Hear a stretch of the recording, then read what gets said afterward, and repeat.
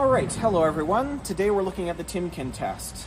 So a Timken test is a tribological test. Tribology being the science of interacting surfaces in relative motion. So that focuses on friction, wear, and lubrication. So your engineers and your scientists, they study that immensely.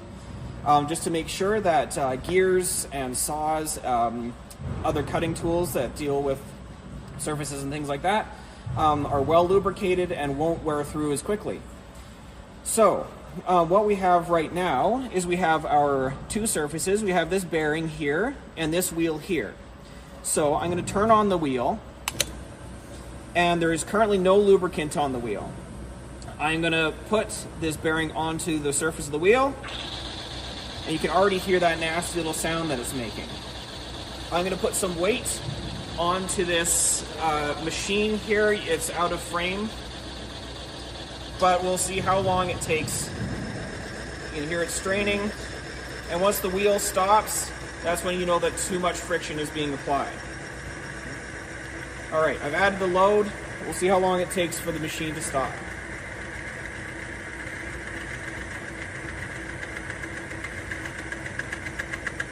There. You can hear it scraping.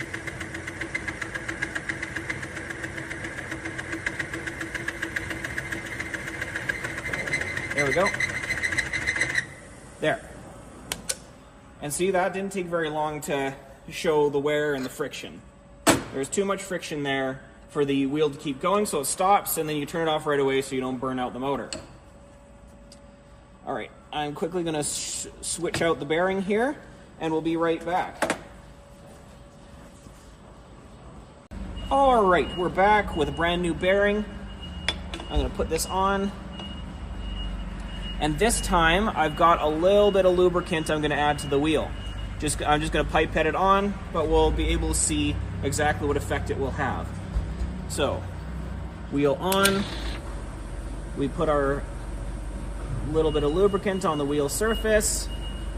There we go. Oh, whipped a little off there. And now we put it on. And now we can apply our force. I'm applying the exact same load as the lubricant-free test, and we'll see how long it takes for this to burn through. So all lubricants do have a burn-through point. They'll give up eventually, but that usually takes a while longer than having absolutely nothing protecting your metal parts. Now, if you listen closely to the sound, you can hear that it's a lot smoother. And there's less sounds of straining, and there's no squealing. So you can tell that the parts already are moving a lot better with a lot less friction.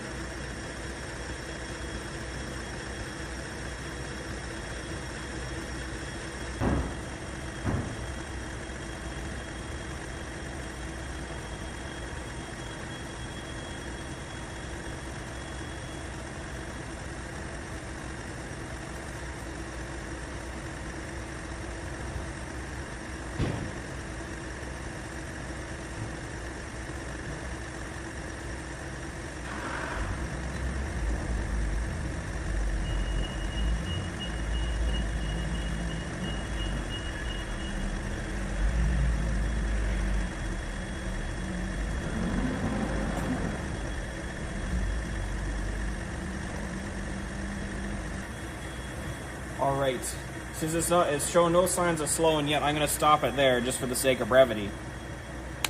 But you understand my meaning in that even smoking, it lasted for a lot longer than our current, than the lubricant-free test.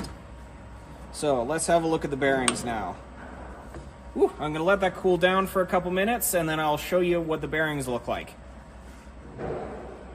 Alright, welcome back. So we have the two Timken bearings. The one from the lubrication test was not, or the lubricant test was not completely cool, so that's why they're on these little paper towels here. So this one here, that is the lubricant-free test.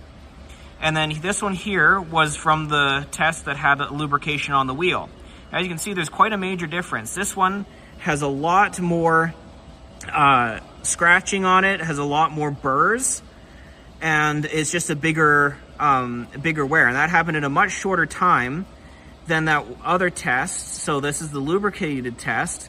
So you can see there's still a little spot of wear, but it's a lot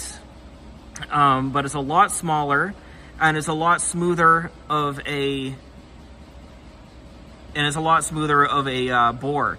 So that shows that so that is what the Timken test is essentially for. It is a stress test based off of tribology or tribology to show that